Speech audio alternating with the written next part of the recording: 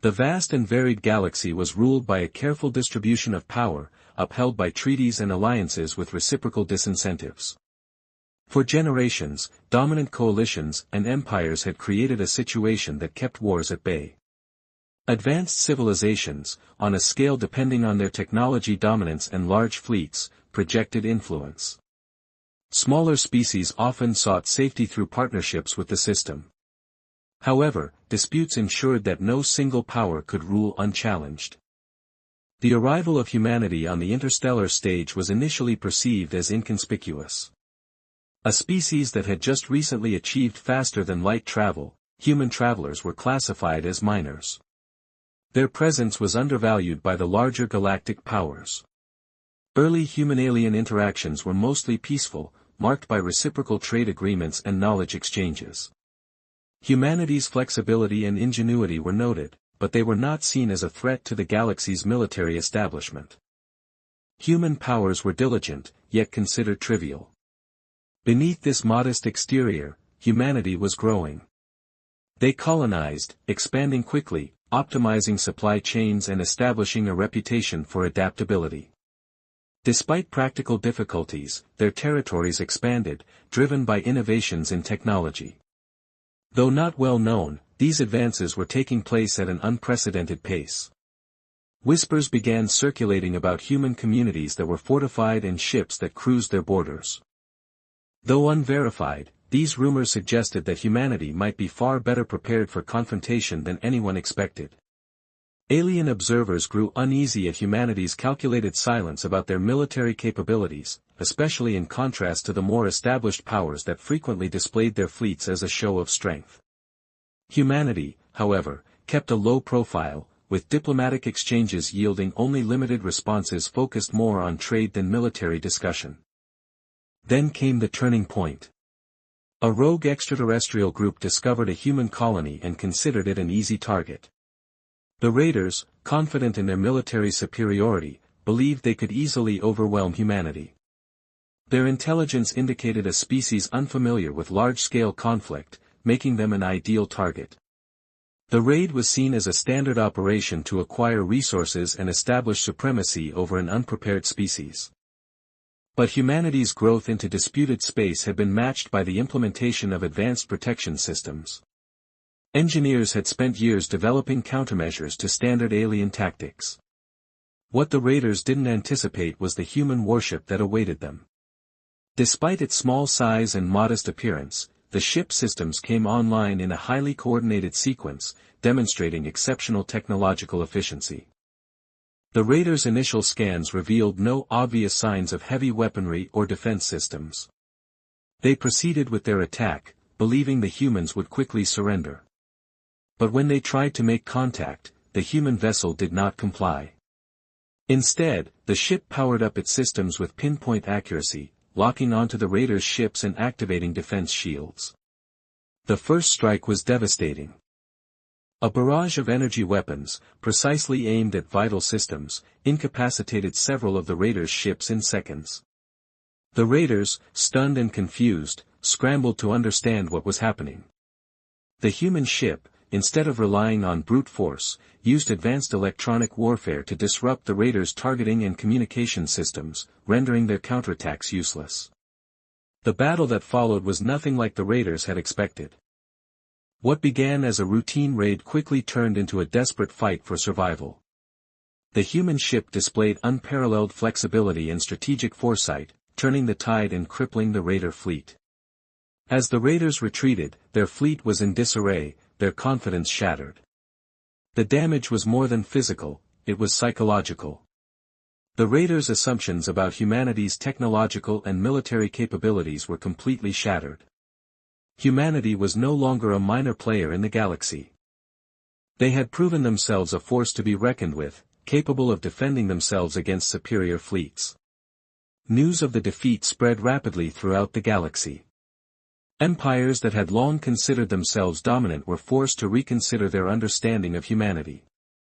Analysts scrambled to investigate the human warship, and what they found only added to their unease.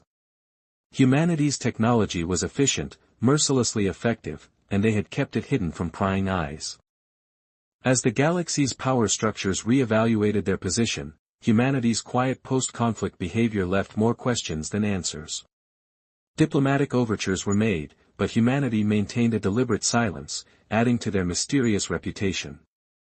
The encounter marked the beginning of a new era in galactic politics. Humanity was no longer an unknown entity, they were a growing force, one that could reshape the galaxy's power dynamics.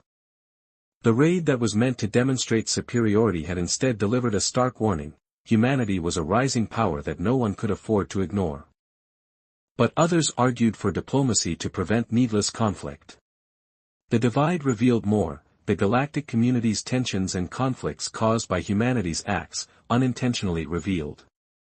At the center of this reaction, a developing insight: humanity functioned differently from most species found in other civilizations. Humanity demonstrated their power through grand manifestations of military might, while their approach was purposeful and subtle. They steered clear of needless conflict, concentrating instead on developing their competencies in a discreet and effective manner. Despite being unorthodox, this tactic had proven successful, and it departed from the more conventional powers of the galaxy, which were having trouble adjusting to the encounter. This also prompted inquiries about humanity's final objectives. Were they satisfied with protecting their area, or did they have aspirations that went beyond their present bounds?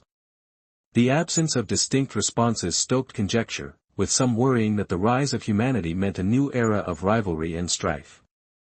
Others, however, recognized the possibility of collaboration that could change the political climate of the galaxy for the better. Humanity's response served as confirmation of both their plan as well as a reminder of the obstacles to come. They had demonstrated their capacity to protect themselves, but by doing so they had captured the interest of abilities much superior to the raiders who had triumphed. It was no longer a matter of whether humanity could live in the galaxy, but how they would traverse the intricate web of partnerships, conflicts, and expectations.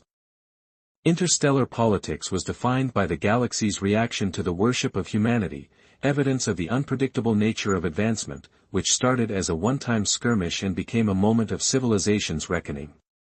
Humanity's acts had upset the established order, compelling the galaxy to face the potential that power was no longer the sole purview of its most seasoned participants.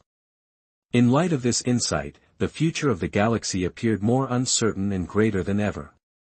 In terms of dynamic disclosure of the military might of humanity, their capabilities caused reverberations throughout the galaxy, upsetting the delicate equilibrium of strength and fostering an environment of uncertainty. As the initial shock interaction cooled, the galaxy's most powerful civilization changed their focus to understanding humanity's intentions. The following time frame was one of close observation, conjecture, and recalibration as the order of the galaxy considered the ramifications of the rise of humanity as a powerful force. The triumph of their warships was an opportunity to influence opinions. In a calculated move, they avoided demonstrating their ability by selecting restraint rather than letting the occasion speak for itself. This deliberate restraint transmitted an unambiguous message: humanity wasn't looking for conflict. They weren't terrified of war, though. By remaining silent and avoiding overt manifestations of their acquired power, they created a sense of uncertainty that forced others to be cautious when approaching them. At the same time, humanity acknowledged the necessity of preparing for the difficulties that accompanied their newfound position. Their leaders prioritized strengthening their boundaries, moving forward with their technology, and bolstering their alliances. Of which they were well aware, their ascent had upended the conventional sequence, making them the focus of both opportunistic adversaries and exhausted rivals. Consequently, each action they took was meticulously calculated to balance power using diplomacy, to ensure that their behavior could not be interpreted as aggressive or careless. This strategy started to produce outcomes, as smaller, less powerful species tended to resonate with humanity's methods. For eons, humanity's cultures had suffered under the weight of the rigid power structures that muffled their voices. The earlier empire's supremacy, the capacity of humanity to confront these systems, found resonance in species that had long felt oppressed, providing them with a possible ally in their pursuit of increased security and autonomy. These partnerships laid the foundation for a developing coalition that could challenge the established galactic hierarchies. In the interim, the ruling powers discovered they were in internal conflict. On one hand, the rise of humanity was considered a danger to the stability they had maintained for a long time. It was a reminder of their personal weaknesses and the requirement to adjust to a quickly altering galaxy. Attempts to collect intelligence on humanity increased, with varying outcomes. Some details about their technology developments and military tactics were shown, but the full extent of humanity's capabilities remained mysterious.